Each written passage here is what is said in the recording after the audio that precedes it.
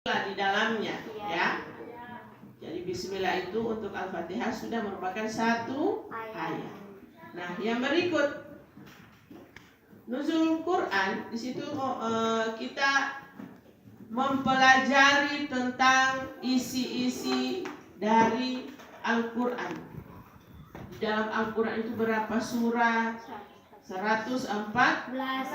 Terdiri dari berapa juz? 30. Terdiri dari 30 juz. Alhamdulillah, sebagian besar siswa SDN 9 di sini sudah mengikuti program ya, yang di pengajian masing-masing. Itu ada hafiz Quran, menghafal juz ke-30. Tapi yang lain juga yang di taman pengajian lain juga menghafal doa-doa sholat. Jangan lupa itu ya. Sudah hafal surat-surat, tapi doa-doanya dalam sholat juga harus karena dalam bacaan doa-doa sholat itu ada surat-surat pendek ya, harus dibaca. Jadi semua sebenarnya saling berhubungan. Jadi ada yang mau hafal juz 30 itu juga dilaksanakan atau dibawakan setiap hari dalam sholat. Jangan lupa doa-doa sholatnya juga harus diperlancar. Bagaimana untuk menjadi Ibu Lasih itu untuk sholatnya, untuk menjadi makmum yang baik, yaitu mengikuti apa yang imam lakukan. Jangan kalian mendahului imam. Biasa anak-anak begitu ya, baru mau mengucapkan takbiratul ihram, kamu so di Al-Fatihah di dalam hati. Imam belum mengucapkan takbir, Allahu Akbar, kamu so takbir duluan. Atau masih imam baru melaksanakan ruku, kamu so ruku duluan. So berdiri, so iktidal lagi. Tidak boleh begitu ya. Harus didahului imam dulu baru makmum. Ada yang begitu, yang sudah duluan, makmumnya sudah duluan. Tidak boleh. Kalau kita menjadi makmum, kita harus mengikuti imam. Imam itu sebagai pemimpin dalam sholat. Kita harus ikuti dia. Makanya untuk menjadi imam, bacaan Al-Qur'annya harus fasih. Bacaan surat-suratnya harus fasih. Jadi untuk menjadi seorang imam itu tidak sembarangan. Dia dipilih karena dia mampu untuk mengucapkan ayat-ayat suci Al-Quran dengan baik dan lancar. Ya, insya Allah kalian akan menjadi bibit-bibit imam 20 tahun kemudian.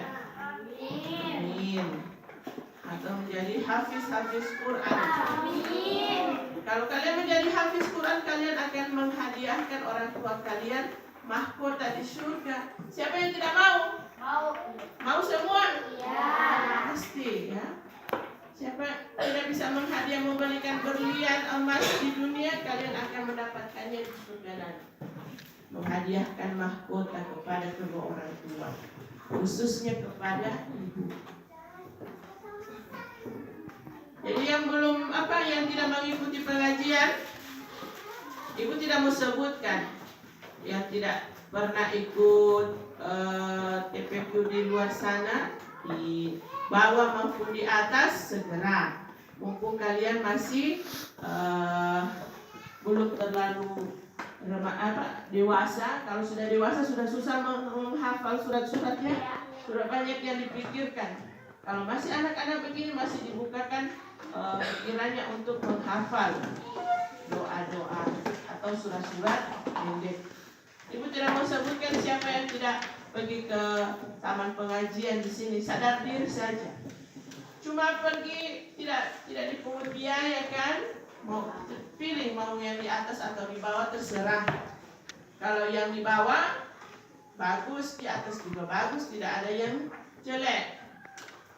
Jangan kalian beranggapan kalau di sini tidak. Semua sama. Yang penting semua masih mengajarkan tentang yang baik ya. Pasti tidak ada. Alhamdulillah tahun ini diadakan, kita bisa bertemu. Jadi ibu bisa tahu mana yang belum hafal doa-doa sholat, mana yang belum tahu mengaji, baca Iqra, bahkan ada kelas 6 baru Iqra 1, alif batas saja dia masih susah. Itu karena apa? Dia tidak sering pergi ke taman pengajian. Alasannya takut mau dimarah. Cuma dimarah masa mau takut? Itu kan tidak dimakan, tidak dia kasih hilang telinga. Alif batas sampainya saja dia masih susah. Insya Allah kalau sudah, makanya kalau sudah SMP ini dan SDN mana ini tidak tahu mengaji ya. Jadikan SD ini menjadi harum di luar sana ya. Oh ini siswa dari SDN 9 ini siswanya rajin-rajin, sopan santun, apalagi akhlak ini. Sopan santun, kalau berbicara lemah lembut, boleh begitu ya. Yang perempuan ini, kalau laki-laki tidak mungkin. Jadi kalau berbicara harus suaranya dikecilkan, jangan juga terlalu kecil. Jangan juga terlalu besar. Kalau di sini berbicara sudah sampai 3 gedung sana dilewati suaranya. Berbicara dengan orang tua harus dengan sopan santun. Orang tua itu bukan orang tua kampung kalian saja. Di mana tempat kalian berada, orang tua itu seperti ada ibu guru. Sekarang ini orang tua kalian siapa? Ibu guru kan? Guru-guru yang ada di sini kan? Yang lebih tua dari kalian. Itu kalian harus hormati, sopan santun. Apalagi saya lihat ini kalau kelas-kelas tinggi itu mau apa? Mau suruh siram bunga? Ya, itu contoh. Tapi di sini kan insya Allah semua tidak ada begitu. 1-2 orang. Nah, untuk yang berikutnya, untuk kelas 5, kelas 6, kelas 5, kelas 4, kalian harus perbanyak menghafal doa-doa sholat ya.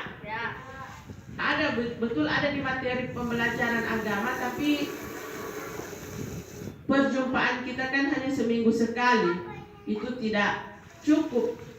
Mana ibu masih mengejar materi, tetap kalian sisipkan untuk per hari itu ada doa. Misalnya 1 minggu menghafal doa iftitah. Bagaimana bacaan iftitah dulu? Allahu akbar kabira walhamdulillahi katsira dan seterusnya. Itu harus dihafal. Kalau sudah dipraktekkan, jangan sampai kalian baru baca Allahu akbar kabira, beribadah, berdoa, ditutup dengan doa. Biasa itu laki-laki, jangan sampai perempuan juga ikut-ikutan. Ya, biar hanya di masjid itu kita khusus. Kalian punya keinginan, kalian punya isi hati, curahkan kepada Allah Subhanahu wa taala, bukan dicurahkan ke Facebook, bukan dicurahkan ke medsos, dicurahkan ke Allah, karena Dia yang bisa mengabulkan apa yang kita butuhkan, bukan apa yang kita inginkan. Paham ini? Kalau ini kurangi bercerita di dalam masjid ya, berbanyak untuk bertasbih, berzikir. Kurangi berbicara, kurangi melirik-lirik, mencari kekurangan orang lain. Kita di masjid itu sama semua, mau yang kaya, mau yang miskin. Kita duduk melantai ya, kita bersujud. Di 30 Ramadan nanti masuk kemari ibu akan kumpul, dan itu menjadi nilai tambah kalian. Kalau ada yang tidak bikin, yang tidak buat, Tidak ada yang bisa ibu tambahkan. Ya, hanya di situ yang ibu bisa lihat bahwa kalian benar-benar berpuasa, benar-benar sholat fardu, tarwih, ya, mendengarkan ceramah. Hanya itu yang ibu bisa lihat, karena ibu bukan malaikat yang bisa mencatat amal buruk kalian dimanapun. Karena itu menjadi catatan kalian, bukti kalian bahwa kalian melaksanakan puasa dengan baik. Paham? Ya. Kita kembali lagi, sudah tadi tentang sholat ya. Kita kembali lagi ke nuzulul Quran.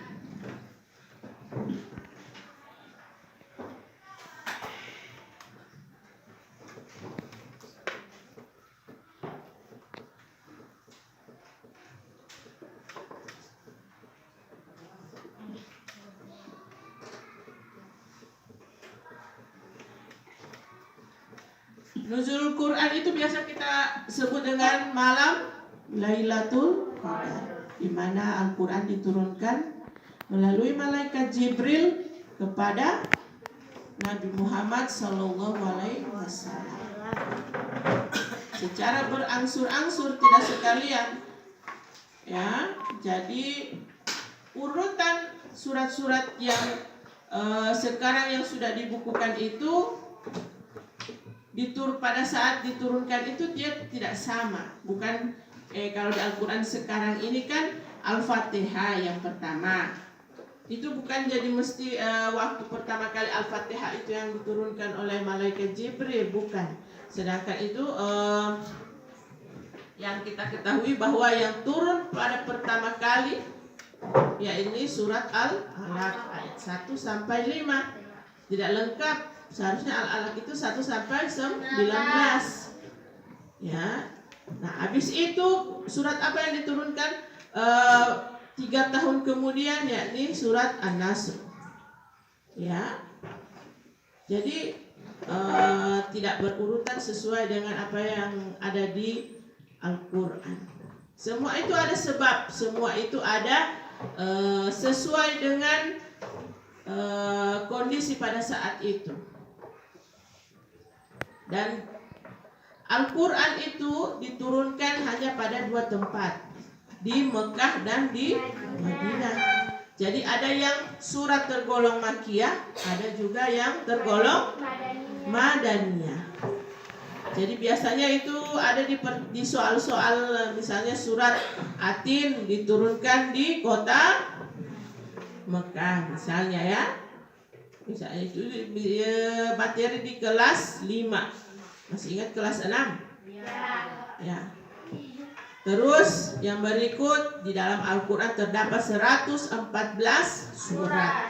Diawali dengan surat Al-Fatihah dan diakhiri dengan surat An-Nas. Surat yang terpendek di dalam Al-Quran adalah surat Al-Kautsar.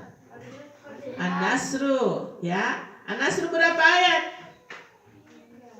3. Itu yang paling sedikit.